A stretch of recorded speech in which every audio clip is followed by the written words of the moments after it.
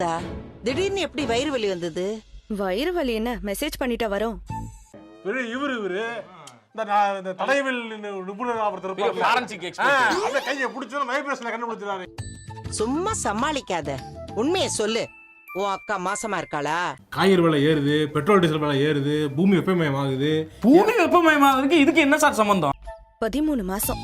ஏய், பின்ன என்ன அப்படி ஏதோ இருந்தா சொல்லிருக்க மாட்டேனா? சாட்டு இருக்கா பாருங்க எல்லாத்தையும் ஒரு சும்மா வழி போக்கன வந்தவன வச்சுக்கிட்டு இத பண்ணுங்க அத பண்ணுங்கன்னு இருக்க. டெய்லி பார்க்க வந்தாங்க. மறைக்காத, உன் அக்கா கர்ப்பமா தானே இருக்கா?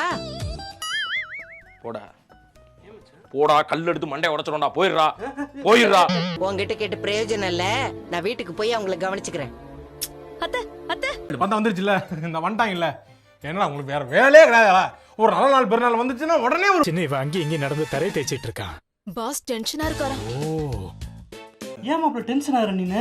ஏய் டென்ஷன் ஆவலடா. அடிக்ஷன் ஆயிடுச்சு. நீங்க தானே சொன்னீங்க கல்யாணம் முடிஞ்சா பணம் கொட்டுன்னு, ஒரு பைசா கூட வர காணோம். வெட்டலாம் ஒரு ஜாலியா இருக்கு. என்ன ஜாலியா இருக்கு? நீ டென்ஷன் ஆகுற. மட்டும் வெட்டிட்டு இருக்கீங்க. குழப்ப முடியாது. நீங்க வேணா மத்தவங்களை குழப்பலாம்.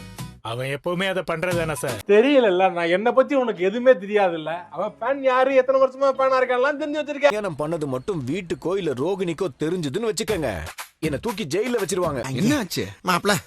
வாழ்க்கையில நீ லவ்வ பத்தியே நினைக்காத அளவுக்கு ஒருத்தன் பண்ணிட்டா மாப்ள. அப்படியா மனோஜ்?